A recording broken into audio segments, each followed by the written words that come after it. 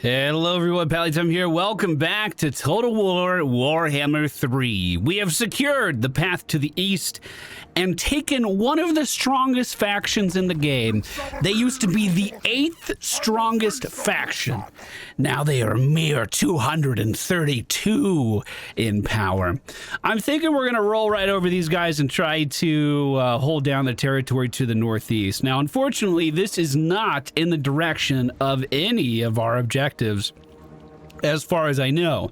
However, they are currently the only faction at war with me, along with their allies that are... Who are these guys? What's their name?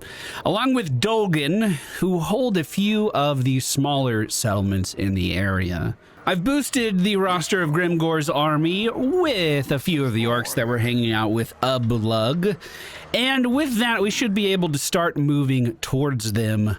Hopefully. We're not going to be able to get there for 2 turns, and there is corruption, so we are going to be taking some attrition damage. However, I think my boys have it in them. I don't know, maybe I should hang out for another turn. We'll see.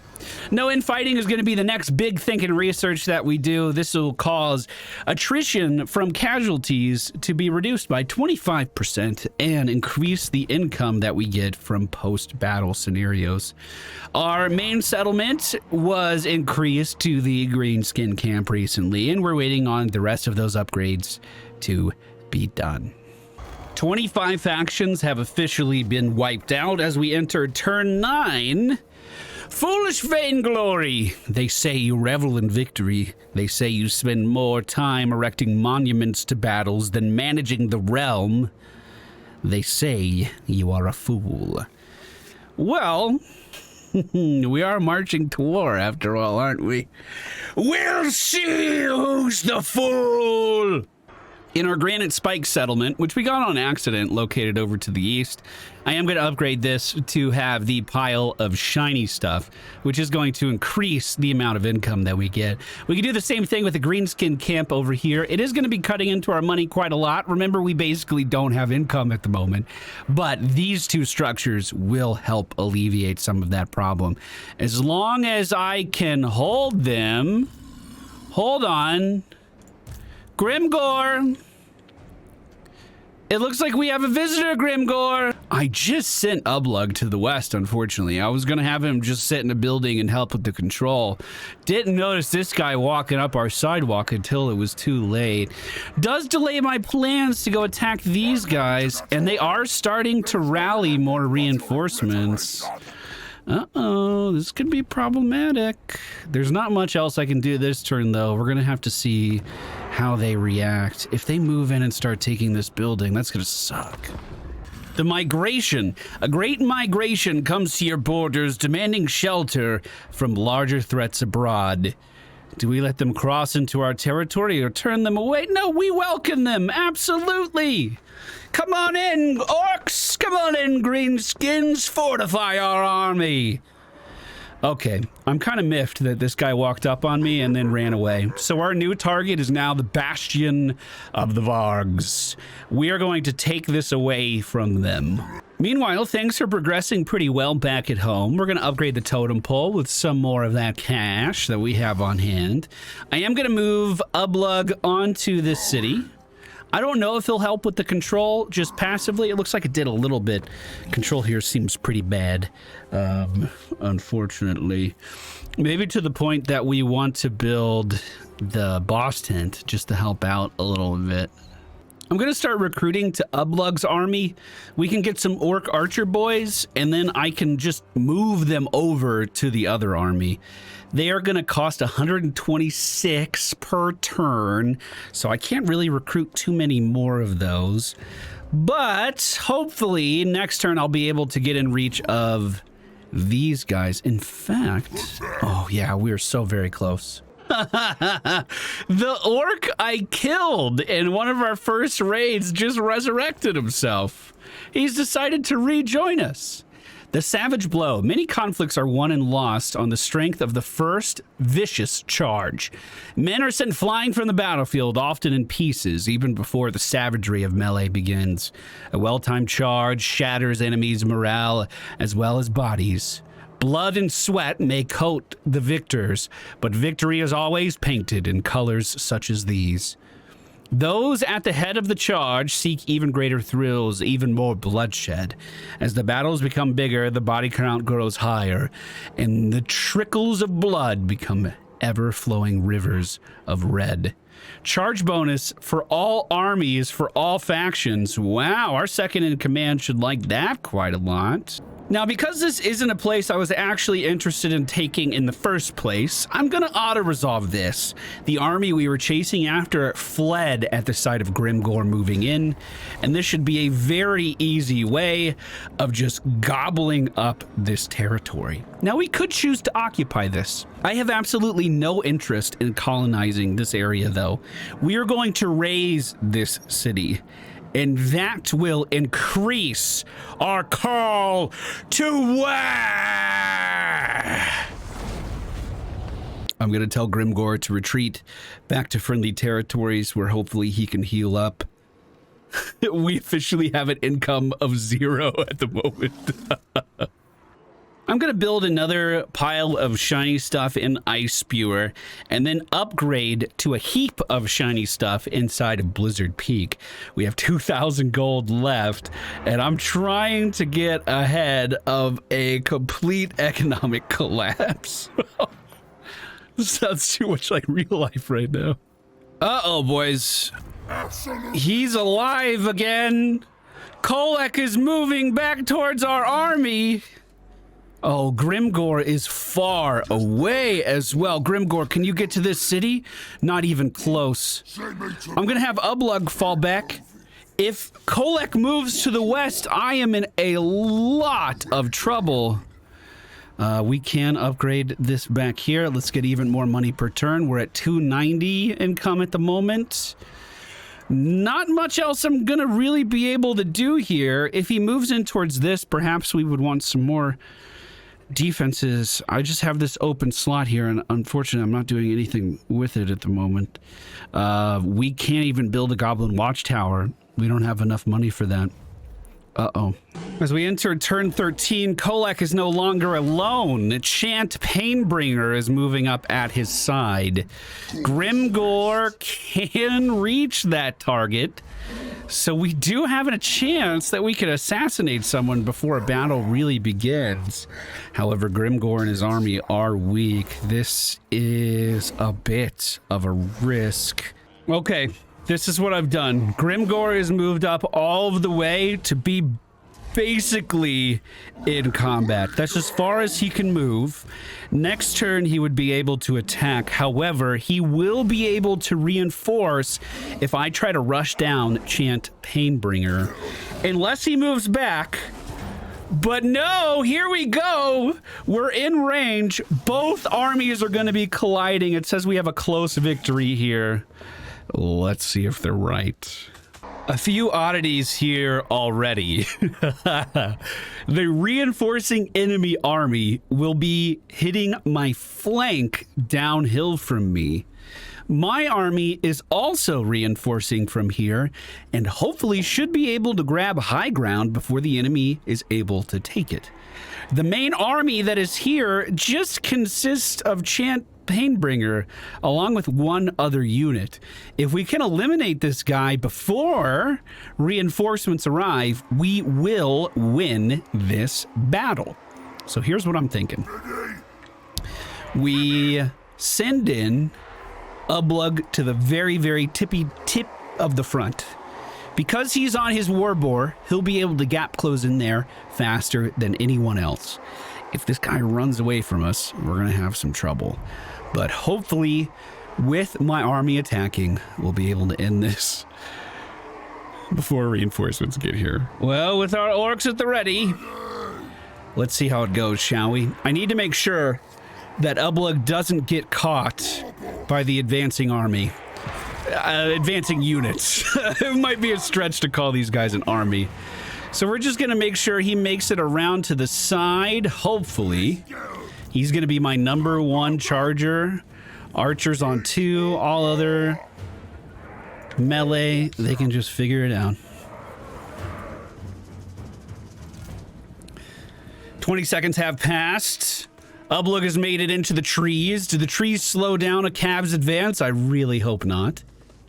I see my target. He is unwavering. He hasn't moved. Ublug, get in there. Army advance. Focus fire. Everyone focus fire. The Marauders are starting to form a wall in between me and their leader. I'm just going to try to move around this, though, to the best of my ability. Now, what I don't want to do is move that army further away. Wait, this is an opening! Ublug, move! The charge in does connect, but we're not seeing much damage actually happening.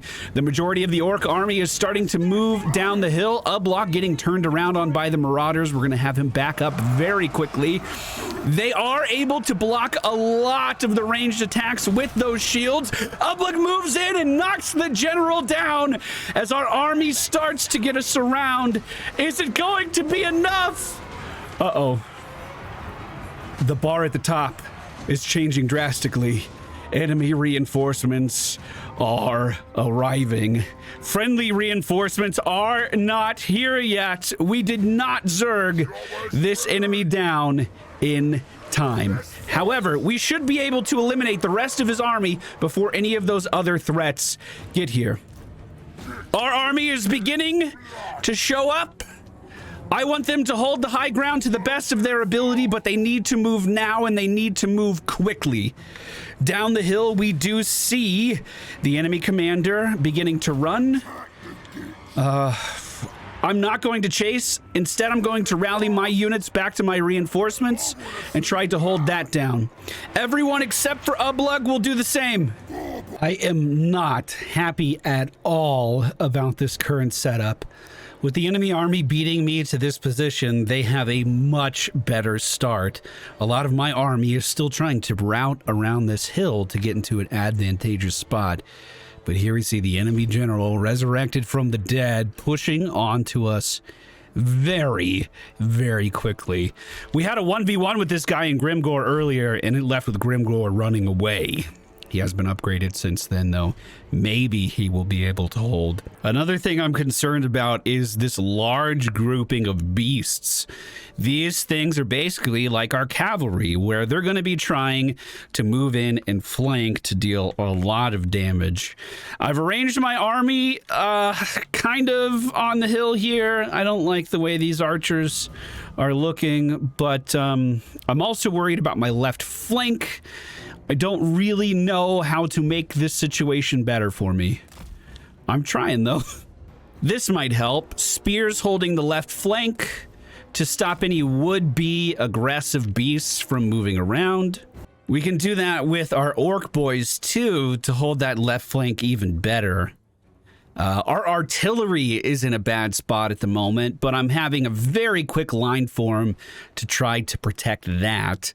Unfortunately, that is also exactly where the enemy faction leader is running, so we're going to have Gimgore try to meet him. This isn't going to be pretty, but I have to hold here. I have to hold here. Let's get things back underway. The orc boys starting to thin out to form that line. We have arrows that I need flying at this enemy commander as soon as I can get them. And let's move this artillery around to try to focus this as well.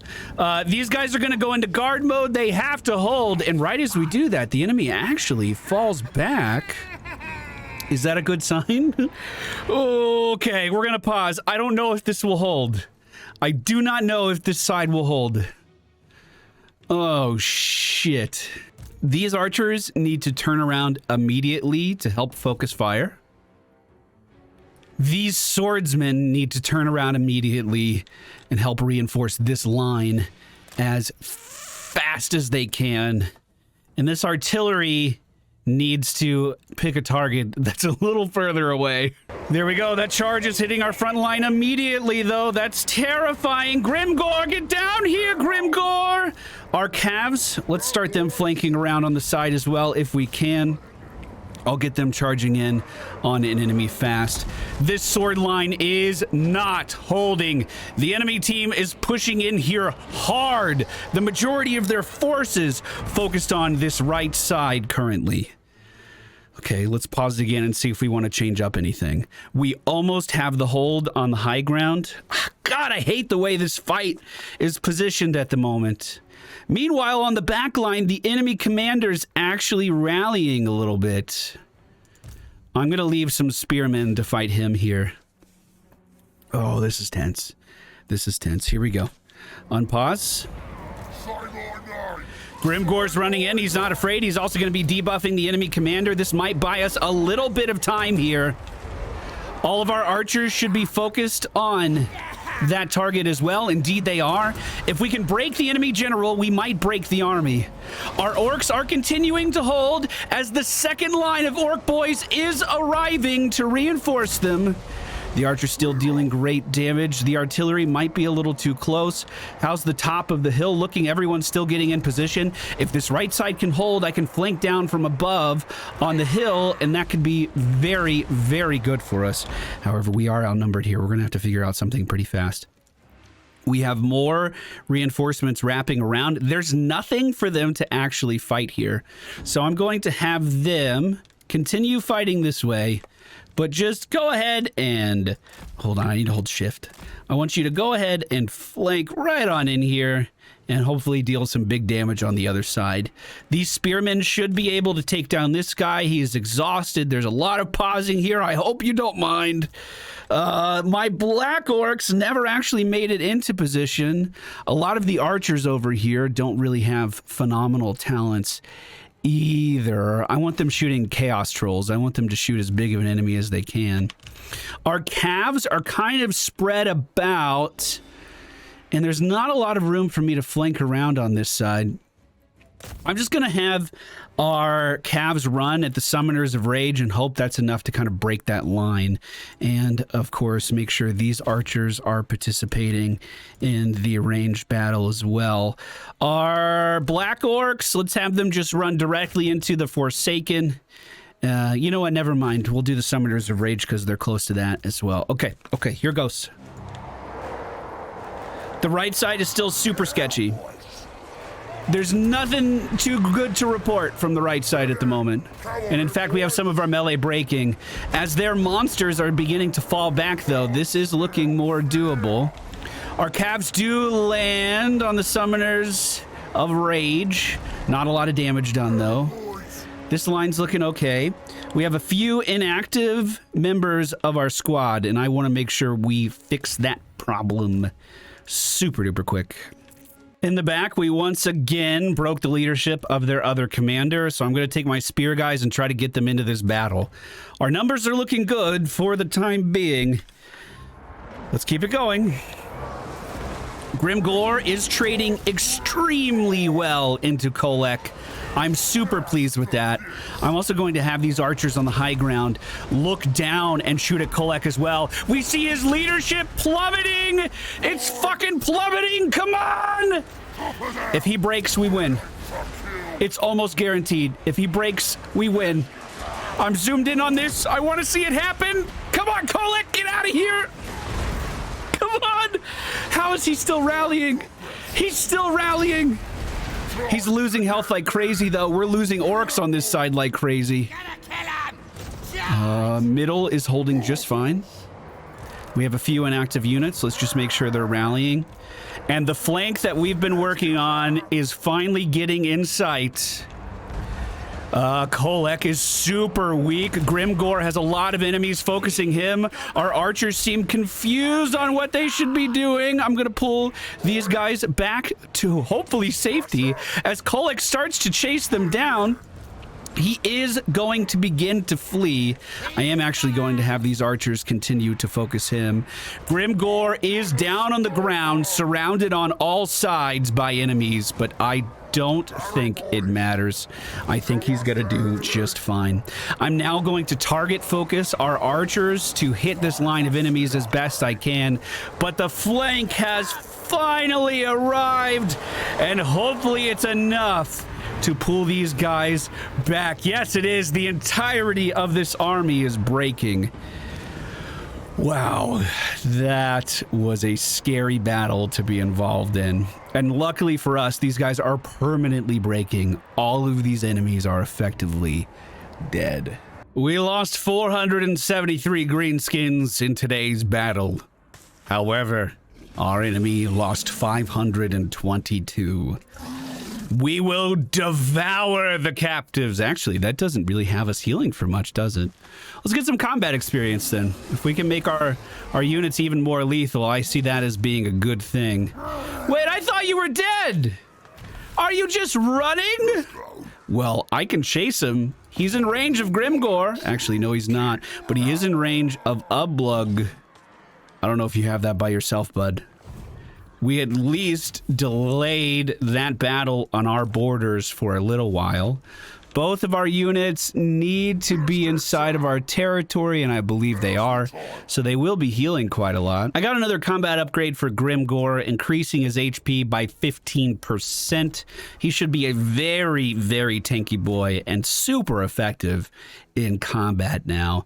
This is Scram. We want to increase his weapon damage, I think. Actually, he's not really going to trade that much, is he? We could increase his armor just to make sure he stays alive a little bit more. This orc army is looking super weak. I'm going to take this opportunity to merge as many of these low tier units together as I can. This will also free up a lot of our income so we can start to actually bank some money again. I'm going to take Ublug, right click on Gimgore, and transfer a lot of his army over. We're a little over capacity. Perfect.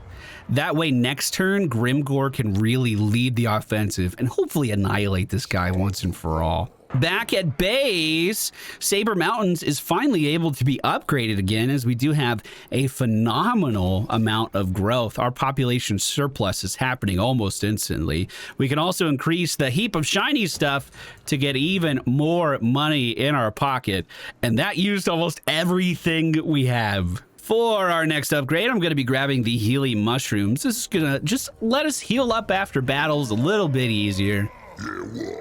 And that will conclude turn 13. Kholek's army is starting to rebuild as he retreats back to the challenge stone. I'm going to move up to his castle walls. I'm not afraid of him. Unfortunately, I can't get into complete melee range yet, but we are very, very close. Oh my god! And Kholek just comes running out of his base with a massive army. I can't stand up next to that. We're gonna have to fall back. Okay. We legitimately might have to set up an ambush for Kholek and try to take him down in one fell swoop. I'm pulling Gimgore back to a friendly tile, so he's not going to be killed by corruption. Attrition isn't going to be a thing. I wanted to put him in ambush stance, but he doesn't have enough movement left in this turn. I was not expecting that guy to turn around with an army that big.